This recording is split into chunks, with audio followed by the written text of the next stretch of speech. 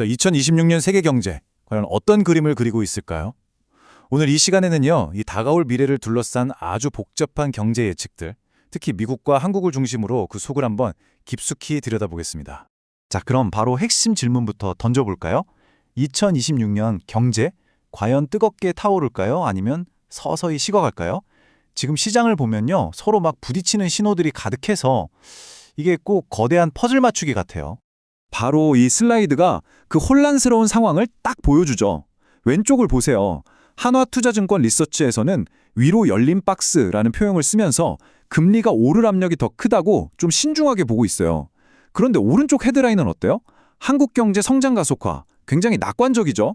이 팽팽한 줄다리기, 바로 이게 오늘 이야기의 출발점입니다. 자, 그럼 먼저 이 글로벌 경제의 엔진이라고 할 수 있는 미국 경제부터 한번 들여다보죠. 요즘 미국 경제를 두고 신기하다는 말이 나오는데 왜 위태위태하게 괜찮다고 하는지 그 이유를 한번 파헤쳐 보겠습니다. 이 차트가 정말 재밌는데요. 연준이, 그러니까 미국의 중앙은행이 고용시장을 보는 눈높이가 어떻게 바뀌었는지를 보여주는 거예요. 예전에는 한 달에 새 일자리가 9만 5천 개는 늘어야 괜찮다 하고 봤는데 이제는 그 기준점이 5만 8천 개, 거의 6만 개 수준으로 훅 내려왔어요. 그러니까 어때요? 요즘 나오는 고용지표들이 예전 기준이었다면 그냥 그랬을 텐데 지금 기준으로는 생각보다 훨씬 좋네? 이렇게 보이게 되는 거죠. 아주 중요한 변화입니다. 자, 그럼 이 고용 데이터가 연준의 금리 결정에는 어떤 영향을 줄까요? 이게 정말 흥미로운 지점인데요. 이 점도표를 한번 보세요. 연준 위원들이 2026년 말쯤 금리 인하를 멈출 거라고 생각하는 지점이 예전보다 높아졌어요. 약 3.25%죠. 결국 위태위태하게 괜찮은 이 고용시장 덕분에 연준이 굳이 금리를 막 서둘러서 내릴 필요가 없다고 판단하는 겁니다. 자, 이제 무대를 태평양 건너 한국으로 옮겨보겠습니다. 미국 금리가 생각보다 높게 또 더 오래 유지될 수 있다는 이 신호가 한국 경제에는 어떤 파장을 일으키고 있을까요? 한국도 지금 만만치 않은 자신만의 성장통을 겪고 있거든요. 한국이 마주한 도전의 크기, 이 숫자 하나로 바로 와 닿으실 겁니다. 232조 원. 이게 뭐냐면요, 2026년에 발행하겠다고 계획한 국채 규모예요. 역대 최대입니다. 정말 어마어마한 숫자죠.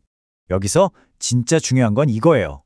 물론 특별한 상황에서는 돈을 많이 쓸 수도 있죠. 근데 문제는 이게 2년 연속이라는 거예요.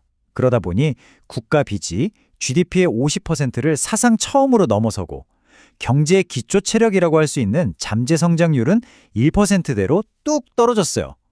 다른 비슷한 신용등급 국가들이랑 비교해도 빚이 느는 속도가 가장 빠르다고 하니 이거 재정 건전성에 빨간불이 제대로 켜진 거죠.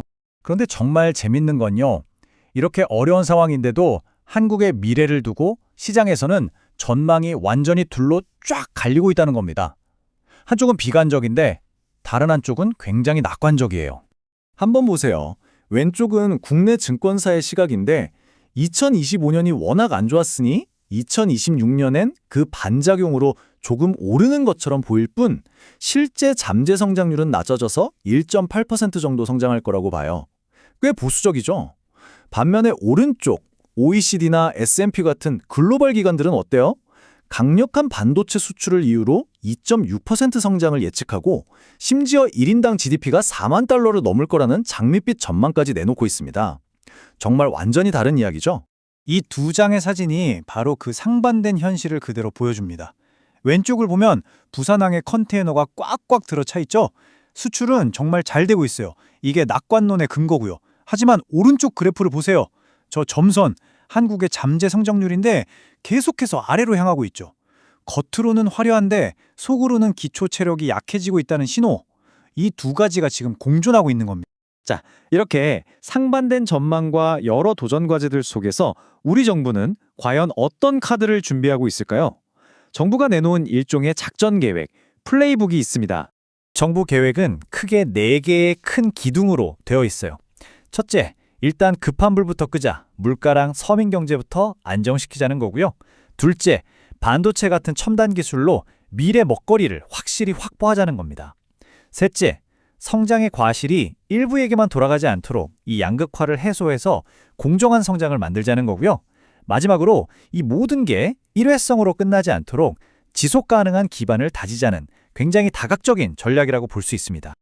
자, 그럼 지금까지 나온 이 복잡한 실마리들을 다 모아서 한번 정리해 볼까요?